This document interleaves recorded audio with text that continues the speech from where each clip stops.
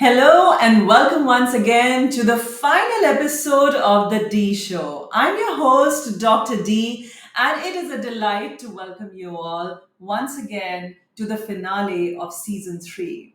Well, today we have the privilege of hosting a true financial wizard, a maestro in the realm of money management and investment strategy. His unique perspective and knack for distilling complex financial concepts into accessible insights have garnered him a dedicated following. Please join me in welcoming founder for Top Quartile Financial Services, Pradeep Gundre. Hi Divya, hi Divya. Thank you. Thank you so much for such a lovely introduction. I aspire to be 1% of what you just introduced me to be, and I hope I can do a good job in satisfying the needs of our customers. Well, as usual, very, very humble. And Pradeep, thank you for making the time. I know we've known each other for, more than a year. And in fact, I was discussing with my team that as a finale, who should we invite? And they all unanimously said that, all of us, including my mentees and coaches and my extended team members, they wanted to know more about money making and money investment. So I said, okay, then I know just the right leader to bring on my show. So it's a pleasure to have you here. Humbled to be here. Thank you so much. Yes. So Pradeep, let's start with I've always been keen to know because you were in IT and from coding to capital, like we've kept the theme of this talk. How did this happen? How did you finally think about the financial industry? And usme bhi you jumped onto the entrepreneurship bandwagon. Right. Nice question. See, I have done my engineering from Pune and got a campus placement in a very, very big, uh, well-known brand. And we are Mm-hmm. good programmers. We're a group of students who are very good programmers. So we enjoy programming. But when you join a company and you're a fresher, you realize that the kind of work which you have to do in a company may not be what exactly you dreamt of doing. Like it's So cut there work. was a little, yes. So there was a little bit of gap, between what we imagine, what we do. Like we used to love to design games. So we are Okay. hardcore coders and we really love designing games, and we're also bit into robotics, and we wanted to explore into innovative and new fields. But Hmm. unfortunately, at that time in India, this is 2006, we were mostly into very fringe IT services. I Right. think now we are much better off in IT. Really, we've really progressed a True. lot. True. Yes, and but at that time, the work didn't seem, to my liking at that time. And then I decided that I should probably get into something which is giving me more work satisfaction, and I decided to do an MBA. So Okay. yeah, And then so with so MBA, did you specialize in tech or did you like change your field that time?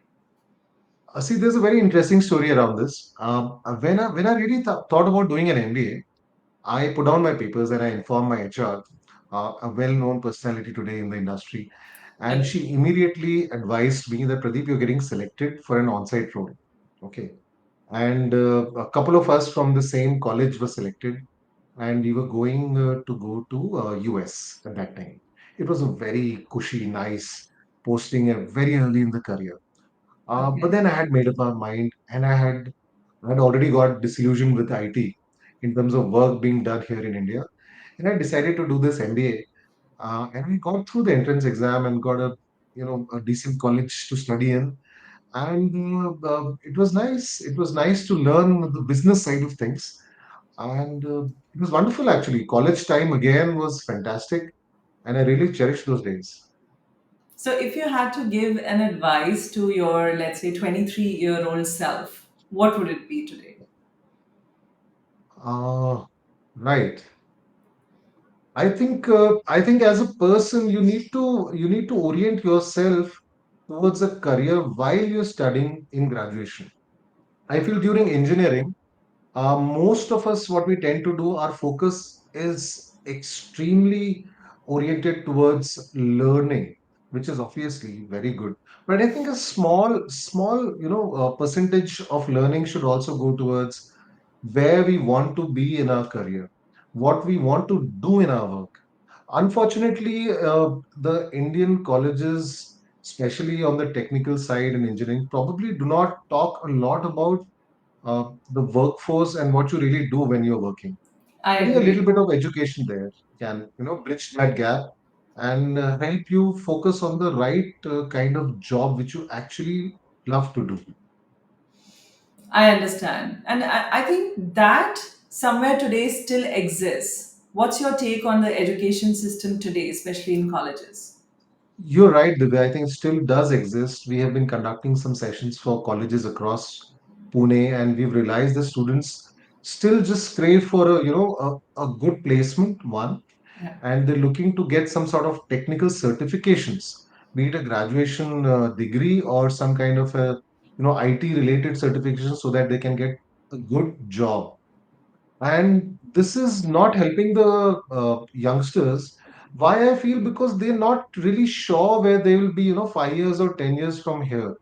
So some kind of mentoring or a kind of coaching can be provided, I feel, in institutes.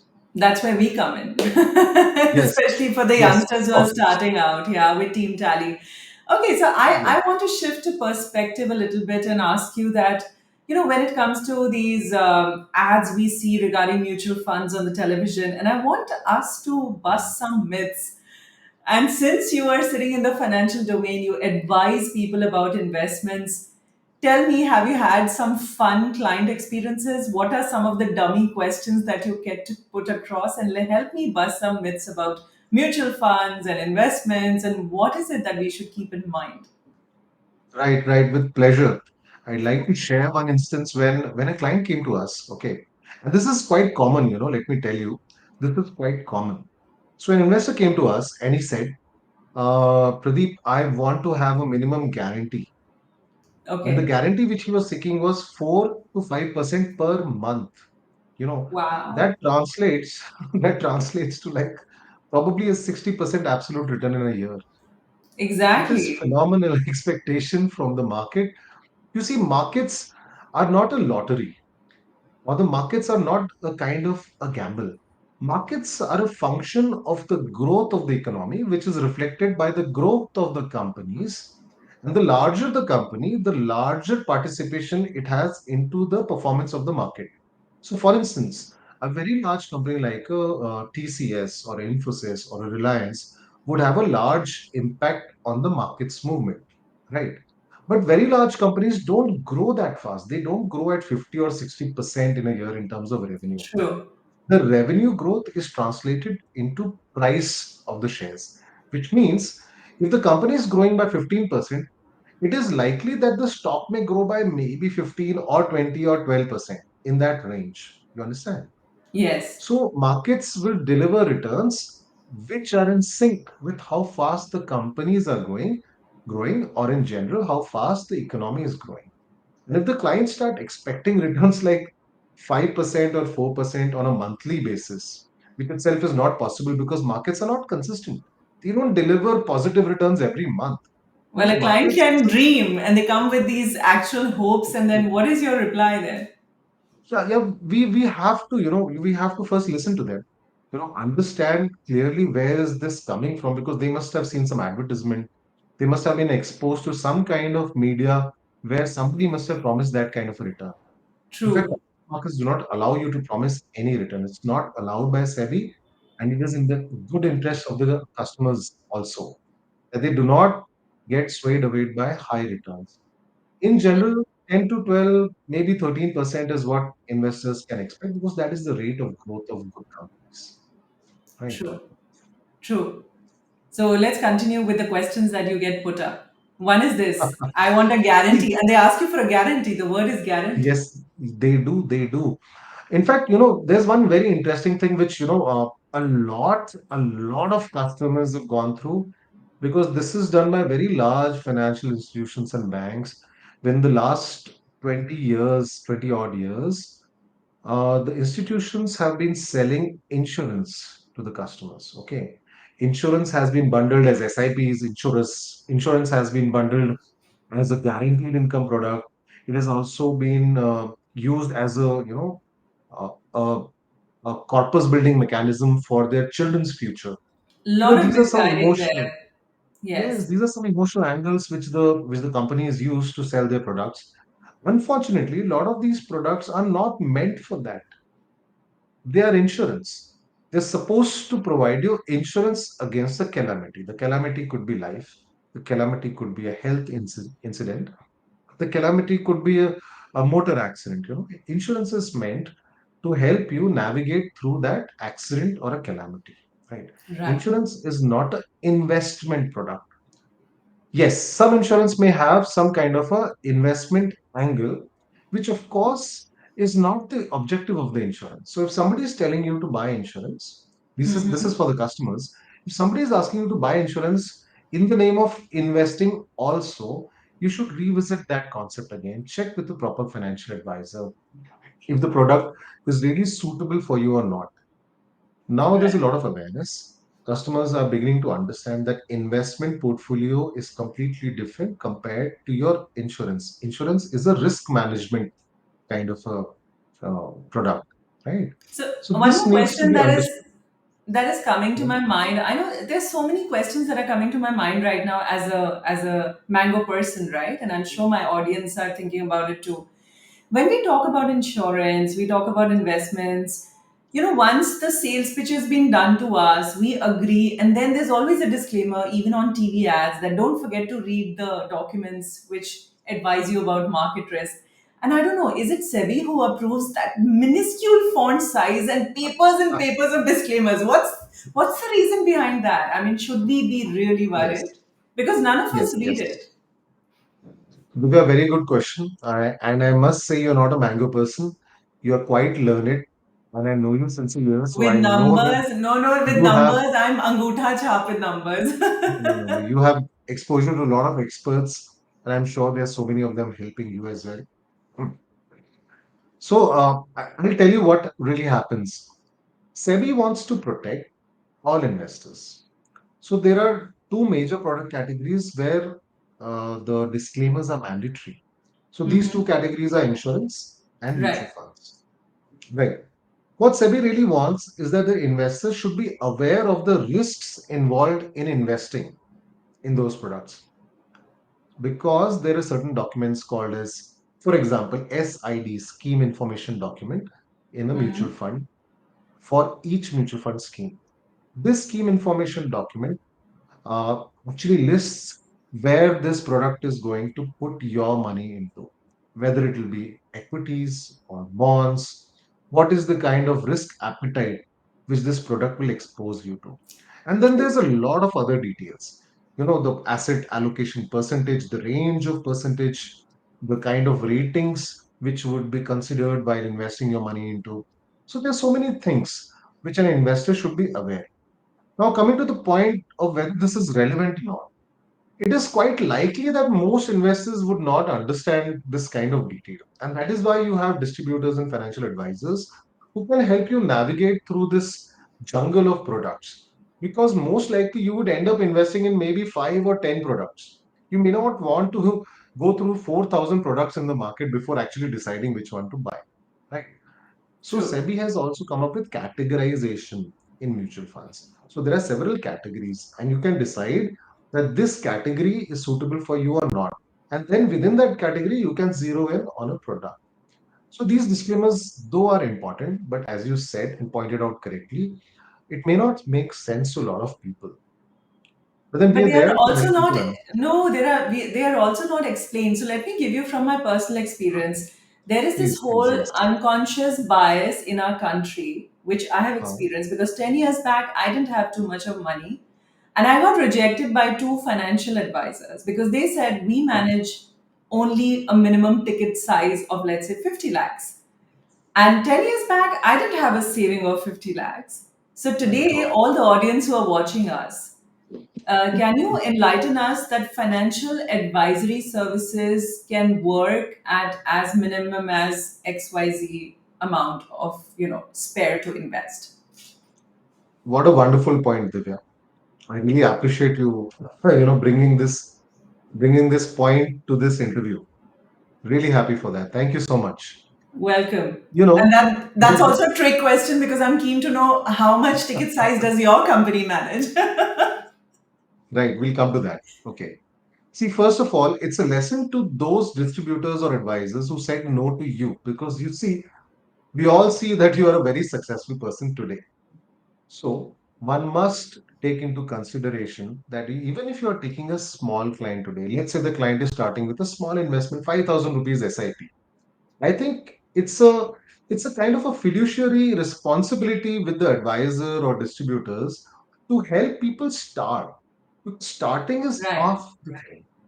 If I help someone like Divya start today with a small asset, let's say Divya is a 22-year-old girl now, and she's investing 5,000 rupees with me in SIP, it's a big step. At the age of 22, you imagining to save your money itself is a big deal. So I have to True. congratulate Divya that this came in her mind that she is now willing to save some money at such a early age. In fact, I have customers who are 21, 22, who are just fresh from college. I have a lot of army guys who just joined the army or passing out from NDA, young officers, young sipais. They want to invest and start their investment journey at the age of 21, 22.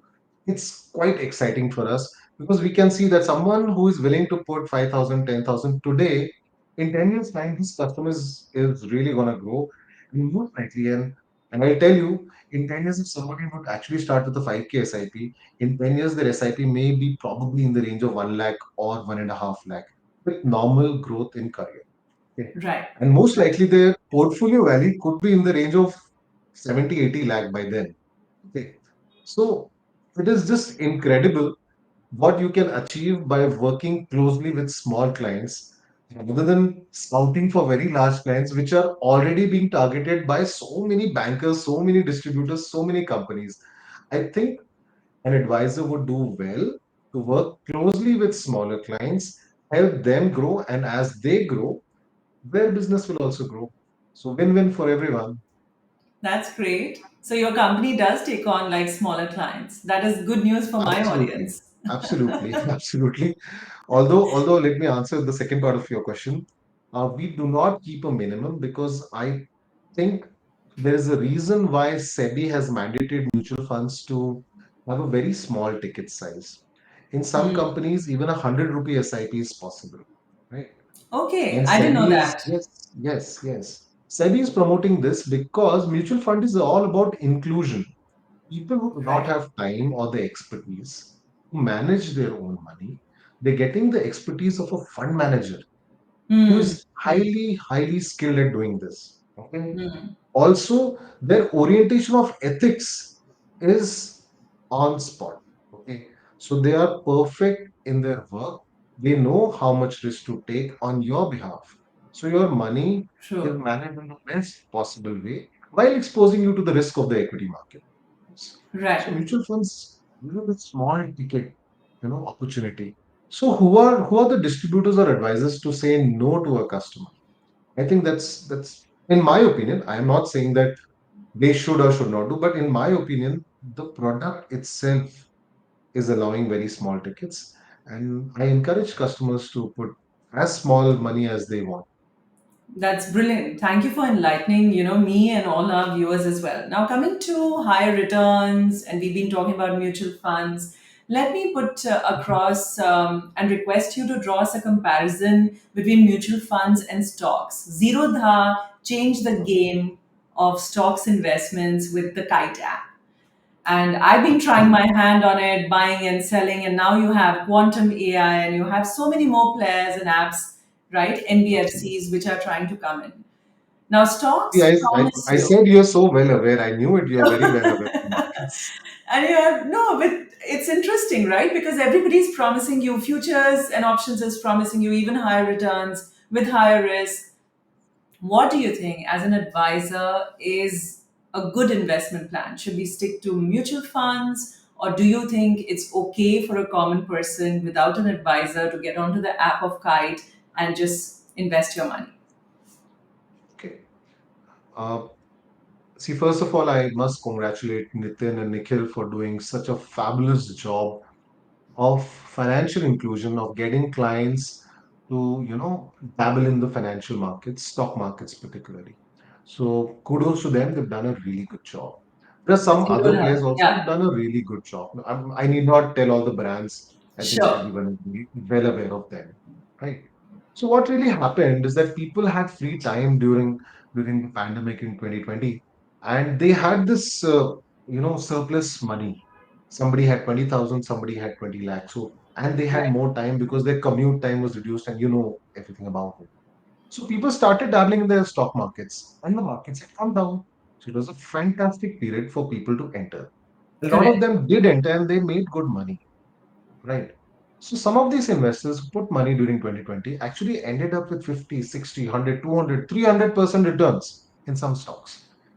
So this is a bias now. When you start investing and you end up getting profits on your first trade, you Right. start imagining that you are some kind of a genius. You decided to invest money in this stock when the markets are down, and you ended up getting this 100% kind of a return in 6 months. So, this is a kind of bias which may make you feel smarter than what you are in the stock markets. Okay. True. So, this bias can actually work uh, in a very different way when the markets actually stabilize, and then you have to deal with the growth in earnings and so many other fundamental details of the market, and that may be very difficult for investors to now take in because this information overload can make you confused which stock to buy, when to exit, is Absolutely. this profit Absolutely. enough. All these questions will create a sort of anxiety in a person. Okay. The corona opportunity was a rare thing, and it happens in decades. And that kind of experience of earning suddenly through, let's say, corona or crypto is very limited. Very few people make money. In the words of Nitin Kamath himself, most of the people, in fact, I think he mentioned 98 or 99% people do not make profit on his platform. They don't.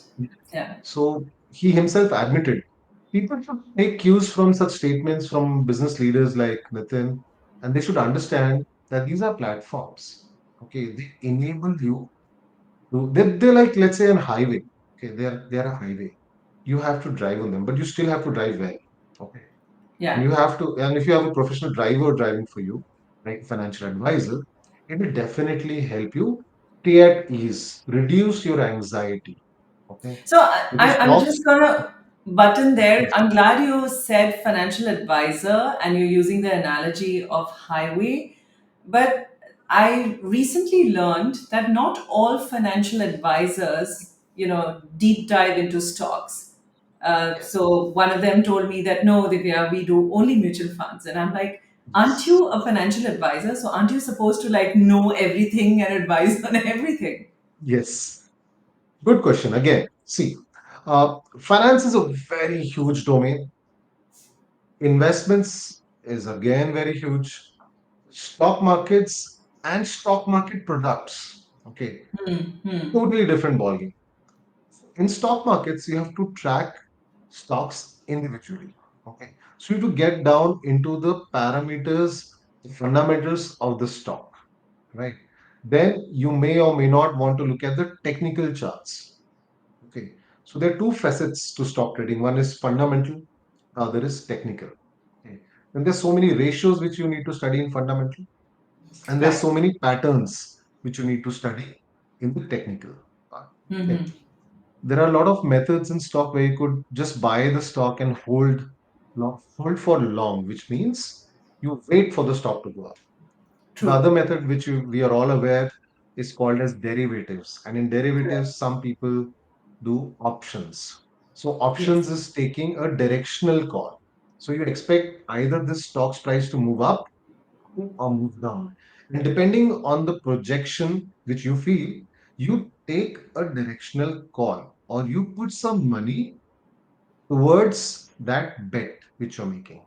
So in Right. fact, this falls under speculation.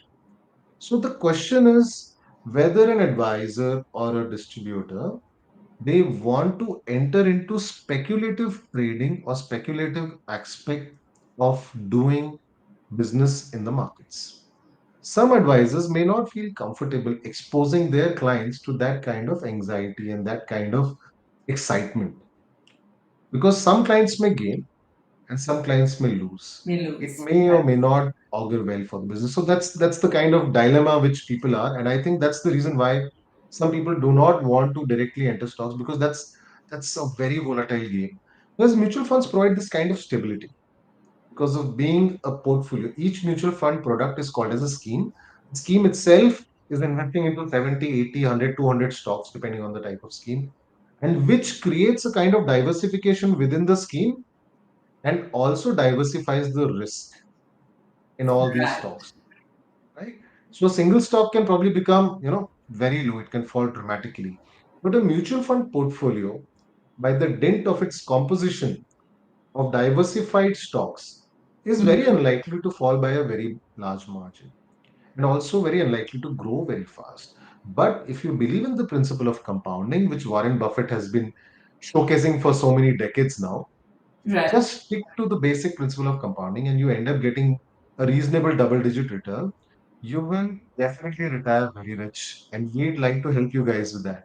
I like that, how you just slid that in. Pra- Pradeep, with your skill set and your analytical mind, you could have easily been working with any of the big organizations of your field. Why entrepreneurship? And how did that Uh, happen? Divya, thank you again. But I really feel that there are a lot of skilled people. I may be just one of them, probably not the most skilled, definitely not the most skilled. There are excellent people, and I meet so many professionals. They're so smart, brilliant in their fields. And what happened when I changed my specialization from programming post MBA to marketing in finance? Mm-hmm. I realized that this is a very very big field. There is a lot to do here. There is a lot to do in India. Okay. In India today, it probably is spearheading the retail products. Excellent transparent systems, very, very low turnaround times for transaction and updating, and the apps are fantastic. The mutual fund system set up by SEBI in terms of the registrars, the government apps of MF Central, KFin card, CAMS, beautiful. Clients can do so many non-financial or financial transactions sitting at their home without visiting any office. I It's agree. just brilliant. When this kind of disruption is happening in the financial markets, I think there is a huge space for an engineer like me to actually bring in an engineer like me to bring in some kind of an innovation. And we Right. are working on few products right now. uh, Mm-hmm. it may take some more time to develop this into a presentable product. So we are working on various processes and also products to fine tune our experience and the engineering mindset into providing solutions for clients. So I think this has huge scope. So I love it, and I'm here for providing those excellent solutions to my clients. Well, it's good. We need to have more entrepreneurs like you of your thought process. So, as we're coming towards the end of our conversation, I still want to ask you so many questions. What gets you motivated to come to work every day? Nice question. Divya, see, when I left my corporate job to start this, the question which I was facing was that I was not really happy with the kind of products which the company was selling to our customers. The last job was into distribution, and we were selling products from various entities, okay, Mm-hmm. packaging them into our financial solutions and selling it to our clients. So I had a big Right. team, and these all these young boys and girls were, given a target. And this business of distribution and financial products is purely run on targets. Unfortunately, that has become the system in India, especially banks and very large distributors. Many of them, I would not say all of them do it, but many of them do it, right? So the employer is forced to sell something which they would otherwise not give to their own family members. So you have to think Mm-hmm. like that. Would this be a suitable product for my parents? If it is not, how come you're allocating this money to a retired person who's just got his retirement corpus? You're putting this money into some products. I would not like to name products, but those products are not suitable for them. When I saw this huge gap in terms of advisory, where most of the motivation for selling the product is commissions, right? Hmm. And Right. not the welfare of the person. Okay. Right. And I'll tell you, this is not something which I'm doing for myself. I decided that I will start a company where we work purely for the client's interests. We want to work for the benefit of the client. That is the foremost thing which we want to work for, right? But I'll tell you, it is not just the client's benefit. If I actually work for the benefit of the people, I end up winning their trust over a period of years. And that actually Yes. translates to better business. Okay, this makes a lot of business sense to work for the clients. Yes, true, it may take some time for the clients to actually realize that you're doing a great work for them, right? But then when they do realize that you're putting your heart and mind into growing their wealth in a stable, in a better risk adjusted fashion, then they are very Right. happy. They in fact start referring a lot of clients. And here we are doing fine. We're very happy with what is happening. And we intend to keep doing this great work. So that passion kept you motivated day on day, year on year, and it's been how many years now with this current Yes, startup? it's been 6 years now. It's been 6 years, and there's a lot of hard work because client का size matter नहीं करता ना. What really matters is what their financial goals are. And everybody's Right. financial goal is very important because somebody might feel कि यार मुझे Mercedes खरीदनी है 5 साल बाद and it is going to cost me, let's say, 1 crore. But somebody may have a plan of buying a 1 BHK flat for 25 lakh rupees. And that may be a very large goal. So each goal of every client is very important. We have to work equally diligently for each one of them. So there's a lot of work. There's a lot of hand holding initially, and I think it takes about couple of years, maybe 3 years, for the client to start seeing this vision which we have created for them. That yes, now this has become achievable. Now I can achieve my financial goals. And that gives a lot of pleasure. That gives a lot of pleasure. The way they start interacting with us, the way they start opening up with us. That gives a Talking lot of about so talking satisfaction. about pleasure, let me take you to the other end of the spectrum. Have you encountered any failure so far in your career? And if yes, then what has been the biggest one and how did you overcome it? Right, right, correct. See, many times we're working with clients who are very large. Okay, and it does happen that because we're still a new company and our clientele is limited to customers who are maybe up to 5 crores or 10 crores. So what really happens is that when we approach very large customers, which I'm very used to dealing with in my career, I've worked on the institutional side, so a lot of promoters in Pune, Mumbai, I've acquainted myself with, and I'm very happy to have serviced them. But Hmm. unfortunately, when you start a new business, and I think it's fair also because we need to prove our mettle and we are willing to do that. We'll wait and we build our business and we'll prove our worth. We'll create a fantastic system and process which benefits very large customers also.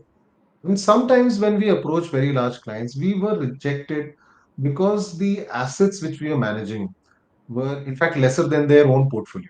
Right. Understood. So that is disheartening because we know we can do a brilliant job for them, but then they would not consider us because we're still small. So that is there. Don't worry, it's Uh, just un- in coming years, I'm sure you're gonna rock it. So now it's yes. time to get a little light-hearted, and I created a rapid fire for you, Pradeep, so that we can know more about you in one word or one line. So are you ready? Yes. Okay, let's start. What's the Yes. one thing you can't live without? Family. My family. If you could have dinner with any historical figure, who would it be?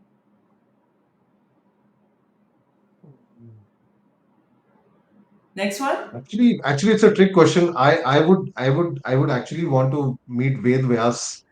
That really Wow. sounds outlandish, but that's what I want. Okay, that's interesting choice. What's the last movie you watched that left a lasting impression on you? Okay.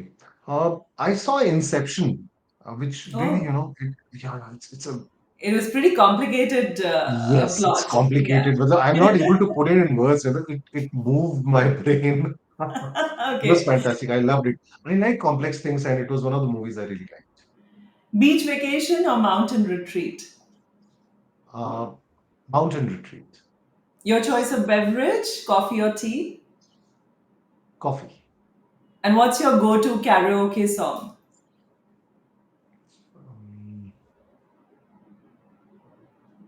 Um, You I'm not sing? much of a singer, Okay. so I really don't know. I've never thought of myself as singing anything, but I Sing. love to listen. Okay. I love to listen. And what's the Or most classical, adventurous classical thing? English and Hindi. So let me ask you, what's the most adventurous thing you've done? Singing? I'm sorry, I didn't catch your question. I'm so sorry. Yeah, please, can you repeat that? I'm asking, what's the most adventurous thing you've done? Is it singing? Because Most I'm connecting it with the adventurous. previous question. Yes, I have avoided singing because I'm sure I don't sound good in terms of singing. But in terms of adventure, I once set out to climb forts in Maharashtra. Okay, so we had a group of friends. We were all Enfield guys, so Nice. bullet guys. So we got all these bikes. So we used to just ride down to the base of the fort and start climbing just for fun. We had a small kids ready to start climbing. So And even if I did not find a friend, I would right, go alone. I would go alone. Nobody at my home knew that I'm going for this kind of a trek. I would go early in the morning, around 5:30, leave Pune city. And around Pune, there's so many forts. So for right. instance, once upon a time I tried climbing Torna Fort. I'm saying tried because I could not reach because I started from absolutely the most toughest side of climbing Torna. I reached 95% and I realized it's getting so dark. It was a jungle. There was nobody. I was probably the only person trying to climb from that side. And I rushed back. It was, and I met few wild animals while I was coming down. I Oh, slipped wow. once. So there's a lot of things happening. And I was hoping that a police party comes and rescues me from here.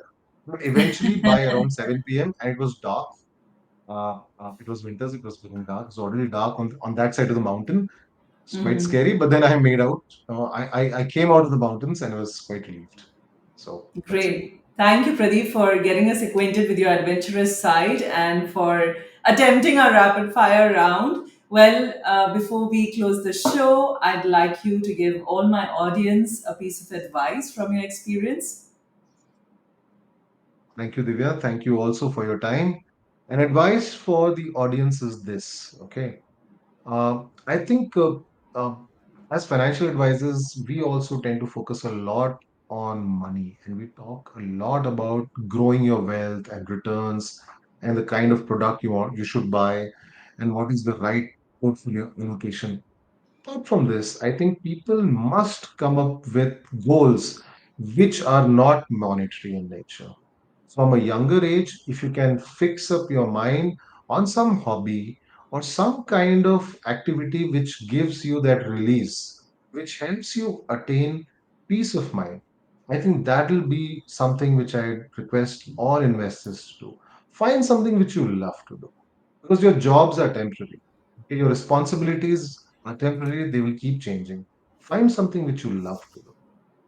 Very well said. I mean, that's going to be my mantra as we walk into, another season. Pradeep, thank you so much for being with us here on the show. And we hope to see you soon in the next season as well. Thank you, Divya. Thank you so much. Thanks. Okay, bye. Well, friends, our leadership inspired YouTube talk show has been a journey of empowerment, enlightenment, and encouragement. Throughout our discussions with thought leaders, experts, and individuals who have made a significant impact in their respective fields, one resounding theme emerges: the transformative power of effective leadership. We have delved into the nuances of leadership styles, the importance of emotional intelligence, and the role of resilience in the face of challenges. Our guests have shared inspiring stories of triumph, vulnerability, and the relentless pursuit of positive change. As we wrap up this season, let us carry forward the lessons that we learned and the wisdom shared by our guests, including Pradeep from today's show. So thank you so much again. Stay tuned with Dr. D. Don't forget to subscribe to us on YouTube and follow us on Spotify, Amazon Music, and Apple Podcasts.